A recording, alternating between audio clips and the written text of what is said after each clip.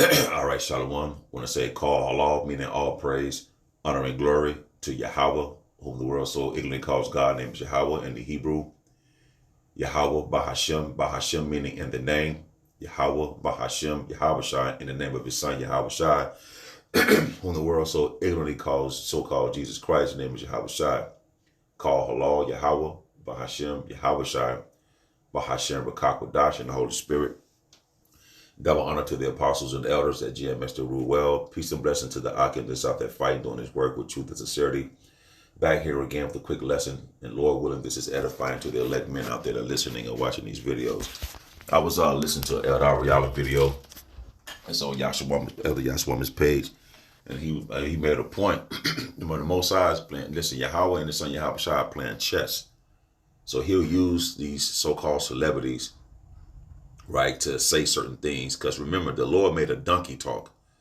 So the Lord is using these so-called celebrities to speak against the small hatters, so to speak. So they're not Kyrie is not the new activist or whatever the case may be. Damn, when you have the apostles and elders of Great Millstone been teaching for over 30 plus years out on the highways and byways, and the great men before them. So primarily these so-called celebrities have heard this truth, I'm sure, one way or another. You see, this information been going out. You know, this is nothing new. But the Most High use these so-called celebrities because he knows that a lot of people are watching these celebrities. See, a lot of people not watching the prophets. A lot of people not watching the men of the Lord. But they fixated, or the idols are of these so-called celebrities. So when a celebrity says something, he got a little status in the world, got a little money, got recognition amongst the world because of what he do, sports or football or singing or acting or whatever the case may be. The Lord even made a donkey talk. He would make them say certain things. But right here in the Sirach, in the Apocrypha Ecclesiasticus 13 and 23, it says, when a rich man speaketh, everyone holdeth his tongue. So when a person of that magnitude or that status would speak, or Michael Jackson might say something, or Prince might say something. So when those type of people hold their tongue, when they speak, Salaki, when they speak, the people hold their tongue, the people be silent. They want to listen to what this man says because they entrust that he's speaking something of renown because of his status. Because people look at the fact that if you have status in the world, that you are someone, or your words are a bond at the end of the day. Well, the apostles and elders, again, been going out for years, man. You see? But then they want to say, because Ariana was saying, somebody was saying Kyrie Irving, so-called new black activist or whatever the case may be. And all of the apostles and elders have been leading the way through the spirit of Yahweh by Shema Shai. Just so happened that this man is in the position that he's in, that people look up to that and take on every word he says to heart. And it's basically have these people, the small hatters and other people, nervous because now people are starting to look into things being said of the prophets and of these so-called celebrities that speak out. Now they're starting to investigate, so to speak, and realize like, oh, okay, well, damn, because I think he posted a link to this little Hebrew movie or something that's supposed to be out. So people are, since he did that, people are now starting to watch it, I assume, and and form their own opinion about, well, who are the real biblical Israelites. Ecclesiasticus in the Apocrypha 13 and 23, when a rich man speaketh, every man holdeth his tongue. They keep silent and they listen to him. You see? And look, see, what he said, they extol it to the clouds. They uplift him, so to speak. They extol him up to the clouds. They listening, they looking, they holding their breath. They had all they like, oh, wait a minute, he's saying something. Wait, listen. You see? And that's how this world is. But if the poor man speak, the men out there in the highways and byways who look like we don't have anything, and now according to this world, we don't. We have bare things we need, man, bare necessities, man. So when the people look at us out on the highways and byways, oh, they call us bums. You have on dresses, go get a job, And they don't even understand. Half the men out there on the highways and byways have their own businesses and stuff, man.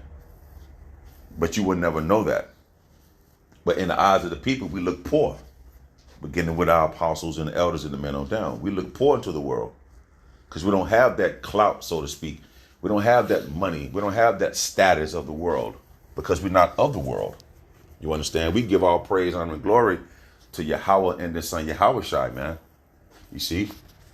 But if the poor man speak, they say, what fellow is this? Who are these bums? Bumalites. Who are these cats with these dresses on? Let's walk up here and see what they're talking about. See, they think this as a joke, but you step into the house of the Lord, man. You see? This is very, very, very, very, very detrimental to you Israelites, man. And us out there on the highways and byways that's giving you this message through the spirit of Yahweh and his son Yahweh Shai, you see? But if the poor man speak, they say, what fellow is this? He don't have no money. Charleston White said, them Hebrews ain't got no foreign car. Whatever, man. You know what I'm saying? You'd be surprised, man. But at the end of the day, when the poor man speak, no one regard what he says. Because we don't have that status of the world. We're not looked at we're like an eyesore into the world. Okay?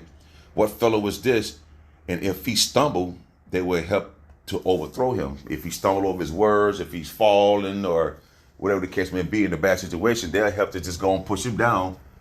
Because in the eyes of the people, we're nothing. A poor man is nothing in the eyes of the people. They disregard the things you would say. Because they'll say, well, if you got all this wisdom, why are you in the condition that you're in? But when the man speaking with money, people look, extol him unto the clouds. They give him all kind of praises. They uplift him. Oh, this is such and such speaker. Oh, we got to listen to what he's saying.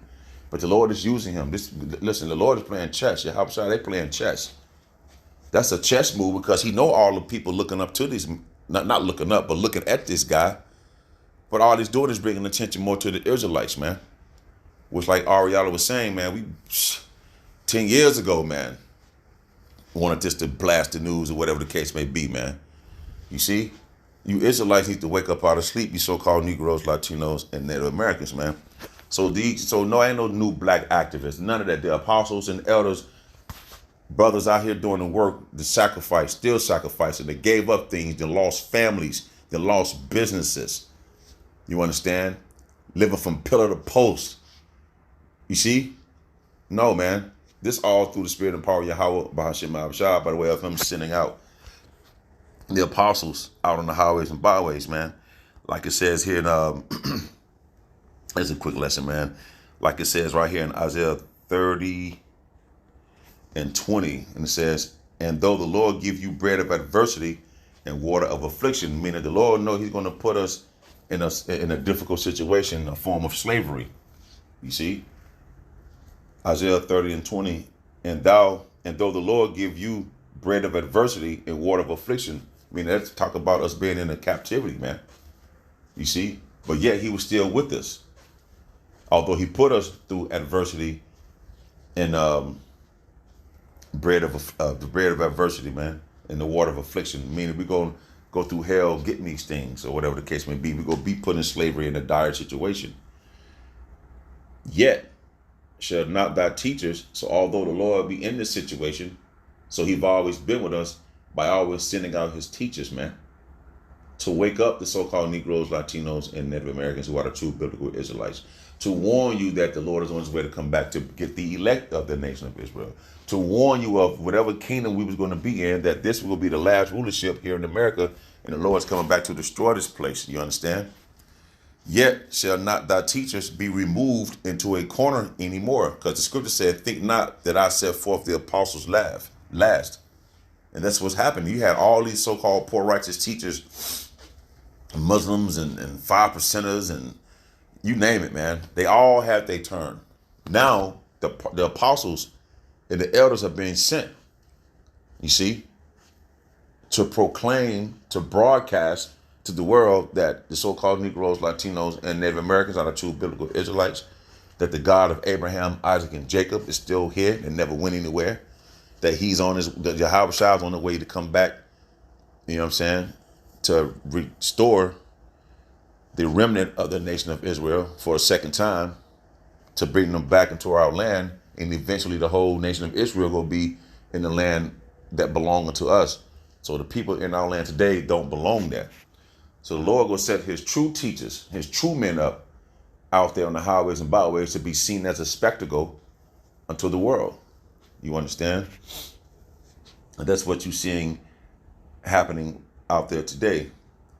Isaiah 30:20, and though the Lord give you bread of adversity and the water of affliction, yet shall not thy teachers be removed into a corner anymore, but thine eyes shall see thy teacher. And that's what you're seeing happening before you today. So he using these so-called celebrities because people look up to them. They have millions of viewers, whatever the case may be. But it's perfect. He just shed light on the truth, and it's going to make people start to wake up and realize that they've been lied to, that Christianity is not the way, and they're going to have to deal with the Bible directly, man. Soon come, you see. I don't know. I'm gonna get one more. 1 Corinthians. And you would call us bums. We broke. We have nothing. We have no renowned status in the world. But Yahweh Shai set up. I'm gonna just go read it. This is 1 Corinthians 1:27. But the Most High have chosen the foolish things of the world to confound the wise. And the Most High have chosen the weak things of the world to confound the things which are mighty. 1 Corinthians 1:27. But the Most High have chosen foolish things of the world. So this is foolish unto the people. This is foolish unto the Lord by setting up his men to tell them to go out on the highways and byways to become that spectacle, to be looked at worldwide. So this is foolishness unto him, right? And it says, but the Most High have chosen the foolish things of the world, because he can just wake up everybody to know who are the true biblical Israelites. You see what I'm saying? But the way he moves, the way they move is how they move. His ways are higher than our ways. We are beneath, he is above. There's no comparison to that. You understand? There's no, come on, man. Anyways, but the Most High have chosen the foolish things of the world, 1 Corinthians 1:27, to confound the wise.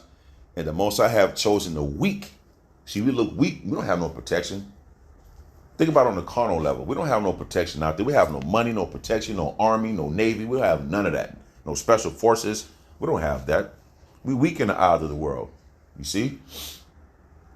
The weak things of the Most High have chosen the weak things of the world to confound the things which are mighty. In the GNT, I think it says, the Most High purposely choose what the world consider nonsense in order to shame the wise. So this is, you see what I'm saying? The world look at, this is buffoonery. This is nonsense. Go home, get a job. Why y'all got on dresses? Why y'all out here, man? Go home, blah, blah, blah. Y'all get on their nerves. But the Most High is the one that's making this happen. He said you should not see his teachers should not be removed into a corner anymore. So now the Most High purposely chose what the world considered nonsense in order to shame the wise. He chose what the world considered weak in order to shame the powerful. That within itself is power alone, man.